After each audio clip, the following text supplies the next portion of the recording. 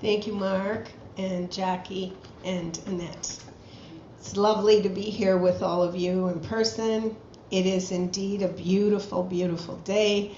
I give thanks for a safe arrival and for each one of you, my teachers, on divine appointment here this morning. We are transforming every moment of every day with our awareness or without. And so as I prepare to receive this message and to share it, I just ask you to join me in this moment taken from the contemplative prayer session that some of us are sharing together, and it calls us to center. With an empty mind and an open heart, let us be naked before grace. With an empty mind and an open heart, let us be naked before grace. And so we empty our minds and open our hearts and let ourselves be naked before grace.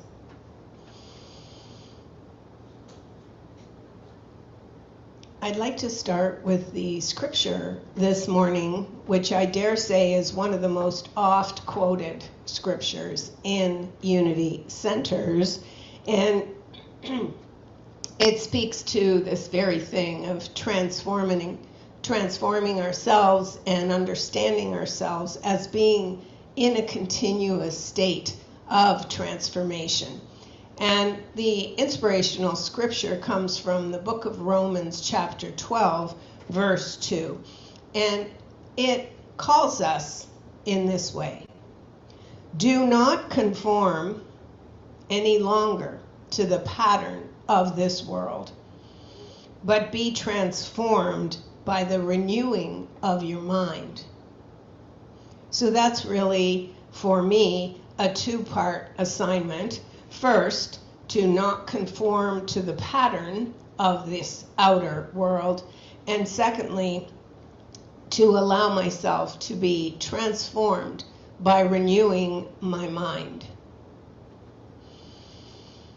Certainly, the town of Jasper, Alberta, has had a type of transformation, and I'd like to thank each and every one of you who reached out to me this week with love and support, remembering that my daughter and her husband and grandson live near Jasper. About 3/4 of the town was taken down by fire, and they actually live outside of Jasper Park itself and were not evacuated or affected by the fire, except insofar as buildings where they've, had their marriage and had their wedding ceremony and where they both worked for years and years.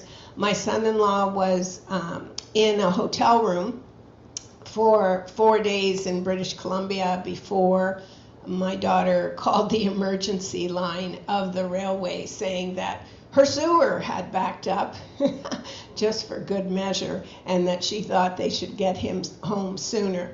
And so the head of the union in an airplane went to get Mike where he was in Blue River, along with 6 other employees. And where Michael was in relation to the fire, there was a wall of fire that they were seeking to contain. And so I'm not sure if he went, I think, south by Kamloops or north by Prince George, but it was a 16-hour flight to get home. And it's really just a very skip and a jump across the border. So you can imagine their relief to have him home. And the other thing I ask you to lift into the light of truth is that my daughter works for the Alberta government, and she has always had a love since she was teeny tiny of senior citizens, and so she's in charge of several lodges, as they call them there, that come under the jurisdiction of the greater Jasper area. And some of you know I was just there for 10 days in June, and I got to tour two of the residences in Jasper, and it's very difficult for me to even grasp that those two residences are gone. So Whitney says, my job this week, Mom, will be to find a place for the 166 seniors who have been displaced. And it's important to both feel the sorrow and the loss and recognize that nothing happens outside of the care of God. And I always think of fire as cleansing and purifying. And so I thank you for that as I move into sharing with you this concept of holding two things at once in our consciousness, that we are both spiritual beings. And some of you may have studied years ago a unity text by Rev Rosalind called The Sacred Human. So we have our humanity to acknowledge and to fully embrace, while also understanding ourselves above all as spiritual beings here for a moment to complete whatever our assignment happens to be.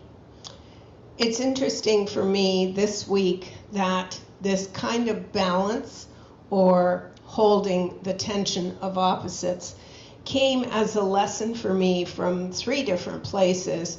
On Wednesday mornings, I take a Qigong class, which is a very gentle form of martial arts, and all of the women in the class are nonagenarians. They are over 90, and they've been studying together for 50 years. So imagine the privilege it is for me to be with there with them, and there's one gentleman as well.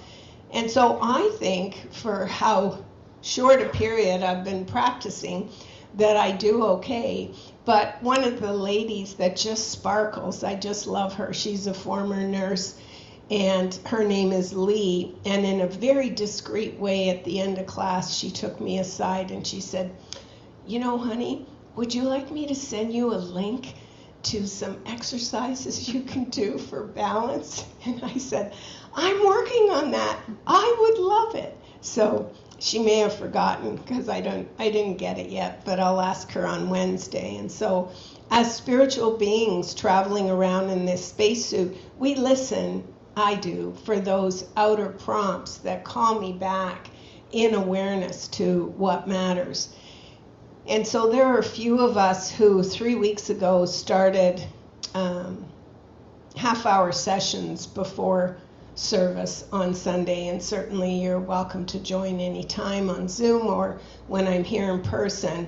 And these sessions deal with contemplative prayer, and they deal with the process of removing ourselves from thinking that we can fully know God.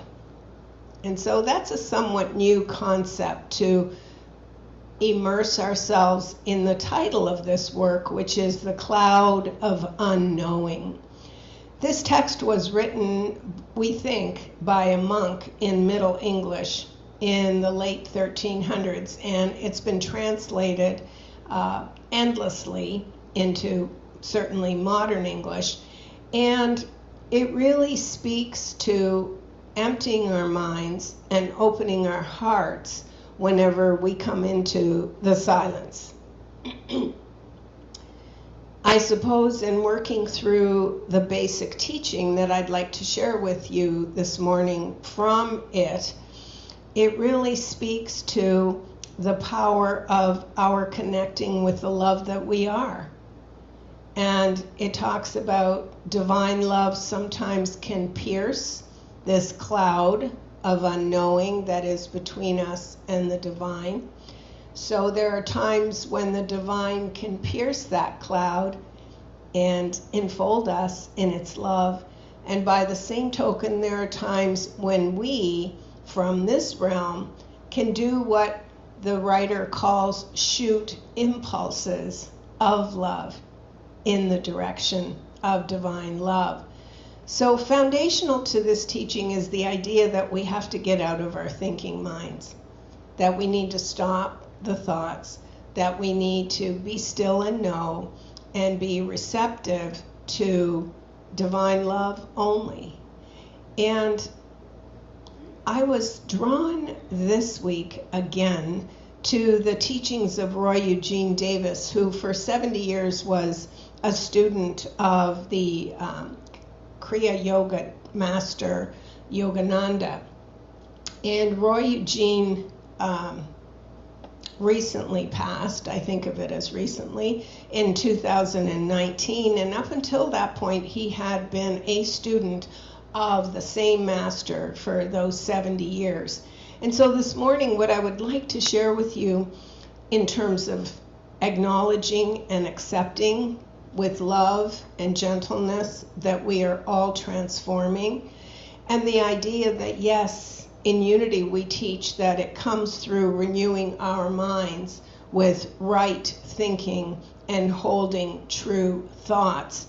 There is also the need to let go and to yield, to stop what I sometimes call the committee that assembles in mind, or maybe you call it the monkey mind, but it is the intellect, really, that is on the scene, trying above all else to be controlling, to change the future, to know the future, everything other than accept that we are transforming and that we are, in our essence, made of that divine love.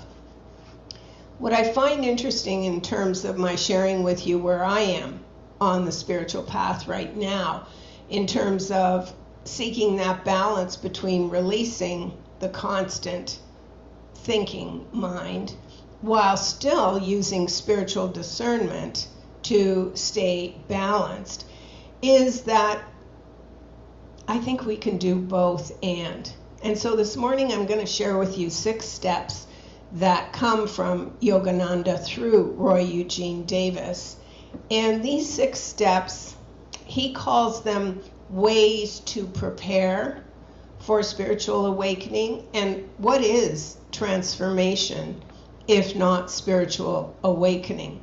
So you know me, I love the etymology of words, and so of course the word transform is comprised of the prefix trans, which literally means to cross over. And so when we transform, we are crossing over appearances, form, material realm. And certainly many of us as truth students have let go of the concept of a God that has form. We understand God to be the power that is love. We understand God to be formless, and for the 3 attributes that we embrace as the truth of God are omniscience, omnipotence, and omnipresence. And so in transforming ourselves, we are moving across the limited thinking of ourselves as bound only by this body, and willing to look at ways to prepare for awakening to the ultimate reality, the ultimate truth of what we are. And so I'll slowly move through these 6, what Roy Eugene Davis from Yogananda has called steps in preparing, I suppose, our mind, body, spirit, our souls to awaken to ultimate reality, to the truth of what we are. It's interesting that the first step makes a lot of sense to me. He says, you need to decide to be awake. And while that sounds somewhat simplistic, it speaks to our intention. It speaks to our will. Is it my will of my small self, or am I aligned with the greater will of good, which is spirit, to be awake? If I haven't made that as a decision, that I believe in the process and in the potential for awakening, I even believe in the potential to be enlightened in this one incarnation.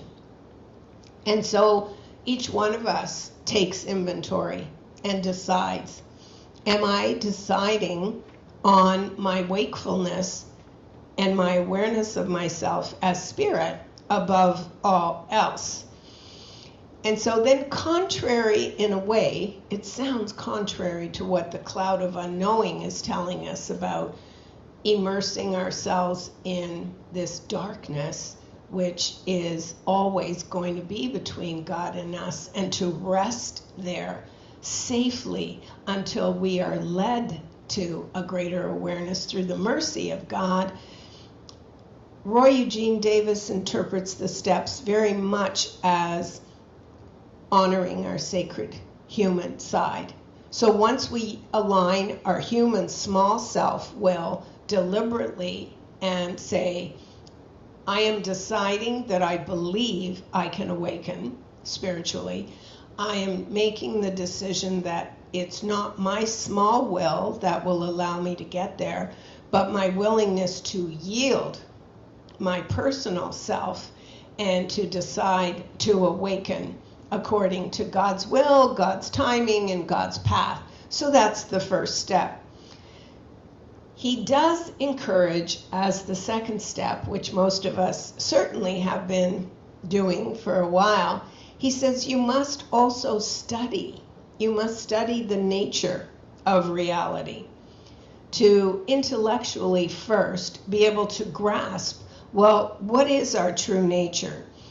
And so he talks about, well, we are both transcendent beings, okay, having an experience of the divine whenever we empty our minds and open our hearts, and at the same time, not as separate activities, that transcendent experience of God is also expressing in everything that we see. And depending on the filter that we wear on our consciousness, we will agree with the song this morning that everything is beautiful, or we will decide that we're not there yet. And so the second step after deciding that, yes, I can awaken spiritually and I will, the second step is to really study the nature of reality. And certainly a foundational teaching in our unity philosophy about the nature of God, of reality, is that we cannot be separate from God, that each one of us is expressing the divine in this particular spacesuit at this time. And so the third step, again, brought up some real turmoil for me, because he says, make sure you are rational in your thinking, which is about logic, which is, at first glance, it seemed to me that it was different from what I'm immersing myself in the cloud of unknowing, which is complete surrender, complete allowing God to express as me. But, you know, one way to, in my view anyway, one way to empty the mind, ultimately, in the silence of contemplation, is to acknowledge the rational mind and to understand that there are certain things that make sense. And this will come up again in a minute when we look at where we are. It's kind of like an inventory of where are we in our evolution. And he expands on this too. After the rational thinking, he goes to discernment. And he says, the mind is a gift, and it is through the mind that we discern truth. So we mustn't totally discount the mind, but we must welcome the intellectual discernment that can happen through the mind. And this is how we learn, really, by trial and error, to recognize what is true, what is ephemeral, what is eternal, what is lasting, is by using discernment. A lot of times when Davis is teaching this, he gets laughter in reaction to his fifth step, because after deciding to be awake, after taking some time to study the nature of reality, and then the third step, which is use your rational thinking, and the fourth step, discernment. The fifth one, he says, is common sense. And you've all heard it said that it may not be quite as common anymore. And he says you have to be practical in your way of showing up as a spiritual being in the world. And we know that scripture that often comes to mind for me, which is not to cast pearls before swine. It's a little graphic, but we understand the call in it to treat our understanding of ultimate reality as sacred. And the word secret comes from the same root as sacred. And so we understand that common sense must be applied when we're showing up in the world with our spiritual understanding. The sixth step is what he calls skillful living. Skillful living. And so what is that? What is skillful living? It is knowing that diet, exercise, and fresh air are going to bless our body temples. That's also common sense. But do we always live skillfully in a way that honors our sacred humanity? So this morning I invite you to both empty your mind and open your heart to the guidance of the divine love that dwells at the core of each one of us, while also using our human gifts to move into the world with our rational minds, with common sense, with intellectual discernment that will then allow us to live in a skillful way. And every July, one of my daily practices is this book entitled Living in God, which is one of Roy Eugene Davis's work. And it gives me an opportunity each July to take inventory of where I am in my spiritual evolution, in my understanding of ultimate reality. And so I will share with you that these are some of the things that matter when we have made a decision to wake up spiritually. We must dedicate time in the silence. If 5 minutes works for you, just make it a sacrosanct time. I can guarantee that as you dedicate those 5 minutes daily at the beginning of your day and at the end, the peace, the poise, the power, the wisdom, the strength, the spiritual knowledge that will come through in those flashes will invite us all to longer periods of contemplation. And so what are these ways that we can check in with ourselves to see how we are doing in our journey of spiritual awakening, since we're going to agree that all of us here gathered this morning have already decided that we do want to be awake spiritually? So the first stage, I think most of us can say we have left. We left that stage. Perhaps there are times when we might do some backsliding, but I don't think so, because the first stage is what he calls unconsciousness. Unconsciousness. And he says this is just the soul being so involved with mind and body identification that it just is mistaken itself for being just that body and that mind. So then, in case you're just celebrating internally right now, these are the ways, the symptoms of being unconscious that we can still recognize. There's like apathy about life, a kind of a low-grade boredom all the time. There are rigid beliefs associated with staying unconscious, and of course that makes sense, because when we're unconscious, we have all kinds of ways to try and feel safe. So there are rigid beliefs. Prayer, when we're unconscious, is usually directed to some mental concept of God. So I won't spend too much more time there. But in terms of skillful living, when we're unconscious, our activities are primarily directed at surviving. So it's living in survival mode rather than aligning ourselves with divine love, which is there to guide and protect us. He calls the next, if you think of this as a continuum, so, at first, some people come in, and we all know them, already partially enlightened. And then there are those of us for whom it is an assignment of a lifetime. And so the second stage, as he identifies it, is dysfunctional unconsciousness.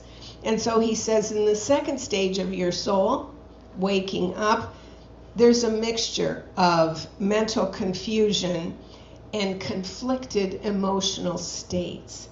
So if you find that you're repressing your feelings or not really aware of your feelings or fighting them, then this is a sign that there is still preoccupation with the personality, with the small self.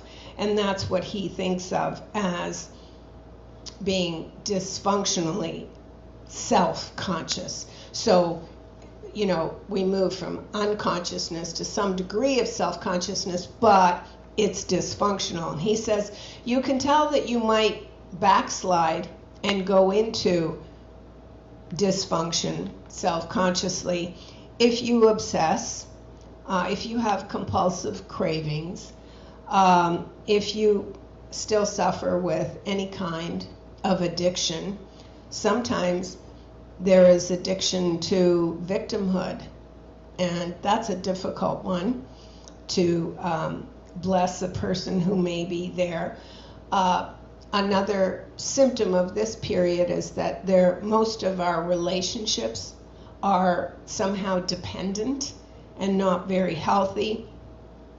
A person who is self-conscious but still operating in dysfunction has a lot of complaints, a lot of neurosis, neurotic needs, finds it easy to see faults in others, and so on. So then we move to the third stage of our spiritual awakening, which is known as functioning or functional self-consciousness. And so in this stage, there is a healthier mindset. There is still some tug of the ego. We are making rational, more nurturing, self-loving choices at this stage, but there is still only partial intellectual comprehension of the ultimate reality that is God. So there might be a mixture in there of some illusional beliefs about what God is. So even though at this stage of partial awakening, functional self-consciousness, even though we might be curious about the metaphysical causes, and we know that unity is a movement of metaphysicians and metaphysical healing,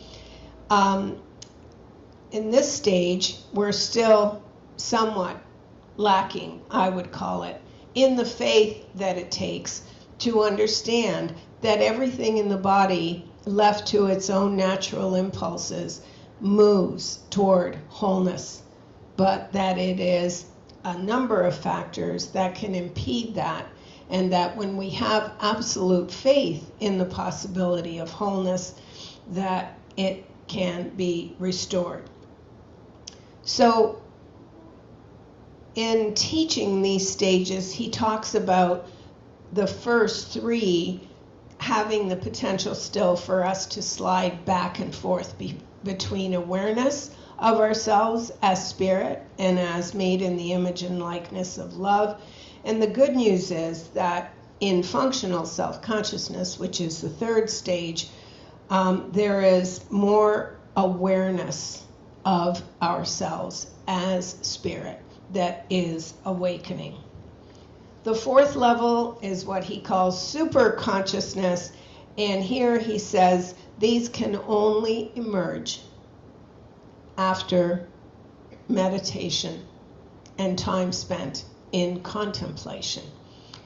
And it's interesting that we can have so many questions about meditating and so many concerns about, am I doing it right, and how long does it have to be, and how does it work? And the truth is, all we need to do is be still. Be still for as long as we can. Quiet the mind. And it does indeed become much easier and even inviting. The peace that surpasses all understanding can only come from time spent contemplating our oneness and the ultimate reality that each one of us is the divine expressing. And so as our soul qualities become more expressive in this superconscious stage, aligning our will with the divine becomes even more important. And that involves surrender. It involves absolute letting go of fear, of control, of interest in the future, or excessive focus on the past. And our life forces that are awakened now flow upward through our spinal column into the higher brain centers. And so this is where we really unite with the idea of oneness. The fifth stage is what he calls cosmic consciousness states. And he says here, Om, and its various expressions of space, of time, and of all particles are enjoyed with higher understanding. And so if you haven't in your prayer life introduced the chanting of Om, it's something that might be worth trying as we strive to awaken more fully. He says that in this cosmic consciousness stage, our perceptions and realizations when we are meditating are transcendent, which means that we touch, I believe, the ineffable mystery that is life. We can touch it, it touches us, and we are changed as we go back into our daily lives. These life forces, which in unity we would likely call the 12 powers, he says that these centers of energy in our physical body can flow without interference when we are cosmically conscious of our inextricable connection to every person on planet Earth. I notice with a lot of activities on the planet lately that I've never had so many people talk to me about their fatigue, and that they are so tired and that they are so worn and that they need more rest. And this too is depletion that comes, in my experience, from relying on the small self. Because there is that within us that we can tap into that is infinitely energized, energetic, and is the life force that is indefatigable. It is not tiresome or tiring. And so when we have that kind of fatigue, I think it's important to look at self-care. It's important certainly to look at how we are nurturing our body with the foods that we are eating. All of that is part of cosmic awakening. The last two stages, so the sixth one, he calls God realization. And he says if there are any mental conditionings that still remain when we reach this stage of God realization, their influences are weakened and they can be removed. Meditation at this stage becomes easy, blissful, and spontaneous even. So do you think it's possible, and we talked about that this morning in the prayer room, contemplating prayer and the cloud of unknowing, is it possible as you are moving through the daily events of your life to be in a raised consciousness, a heightened awareness? And the cloud of unknowing says, yes, you can. Just choose a word. it says choose a short word, one syllable, like God or love, and let that permeate your consciousness at all times, regardless. So that's really what I think of as spontaneous meditation, that I live in this cloud of unknowing, affirming love or God. The anonymous monk who wrote The Cloud of Unknowing says that the work of spirit will happen more readily with one syllable, and love and God work well. And of course, it won't come as a surprise to you that the final stage of our soul awakening is complete enlightenment. And in my opening this morning, I suggested that we can all decide that this is possible. We can decide that we do want to be fully awakened in our spiritual self. And here's some ways to tell. When relating to mundane realms, the soul and its enlightenment persists.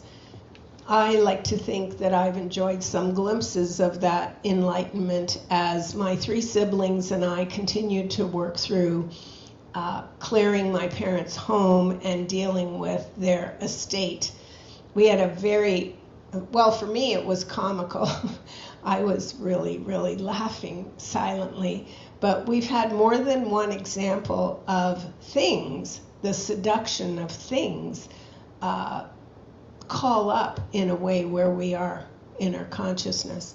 And so there was a certain bank, that a piggy bank, and I won't tell you who it belonged to, just that particular sibling was very invested in it because they owned it when they were 5 years old. And it became this entire exchange about it was full of pennies, it was too heavy to mail to them, maybe it should be given to somebody else. So finally, not me, one of us just said very honestly, you know what I'd like to do is crack that bank open with a hammer. And so the person owning it said, yeah, why don't you do that? So the person took it to the garage and broke the bank, and the person who owned it was right. It was full of pennies. And it was just a perfect example of where each of us gets stuck, depending on where each of us is in our waking up as spiritual beings. I heard not that funny joke told by a minister at a funeral I went to a couple weeks ago, and he said that he's never seen a coffin pulling a U-Haul.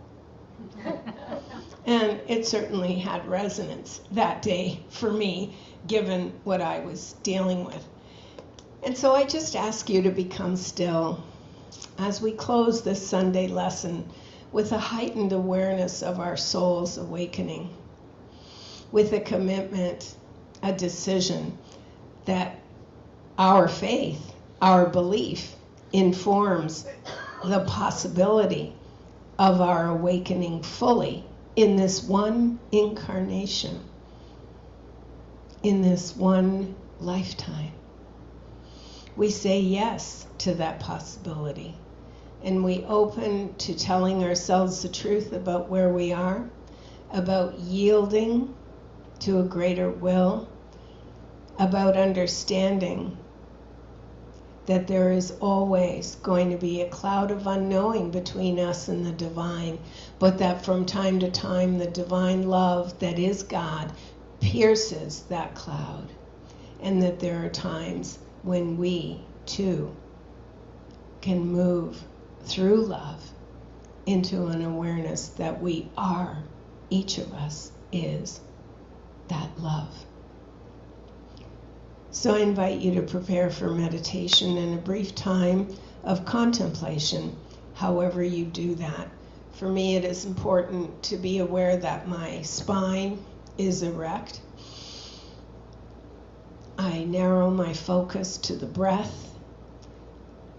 In so doing, the breath that is living me courses through my veins and beats my heart without my prompt, and that brings up gratitude.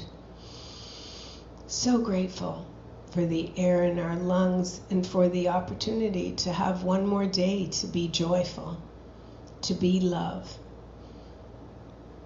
to be awake to our own unfoldment as spiritual beings while traveling planet Earth. So right here, right now, I just invite you to close your eyes as you move within, encircling this entire planet with the light that is the love of Source. We know that chaos always precedes new order, and we give thanks for that greater plan as we participate in that in any small way to be a reminder of ultimate reality, of the truth. I'm just going to count backwards from 10. Deeper and deeper, closer and closer, my God, to thee. 9. Deep breath in. Deeper and deeper, closer and closer, nearer and nearer, my God, within to thee. 8.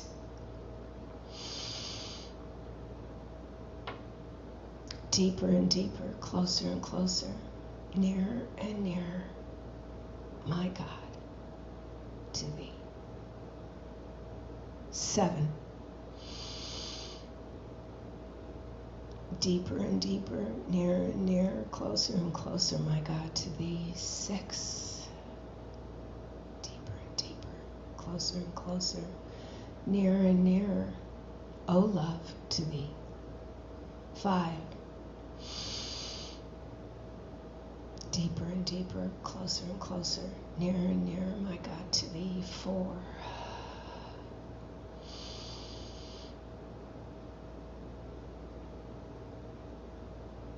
3. Deeper and deeper, closer and closer, divine love to thee. 2. Deeper and deeper, closer and closer, nearer and nearer, my God, to thee. And 1. And the silence.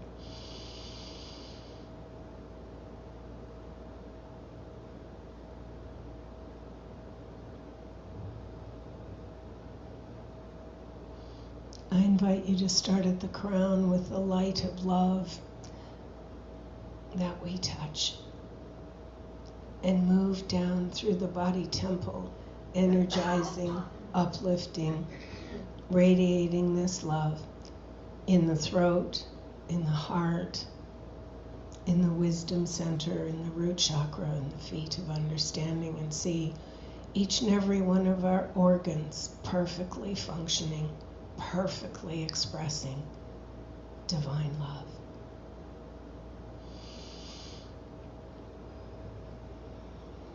As you inhale one last deep breath, fully present in the eternality of this moment,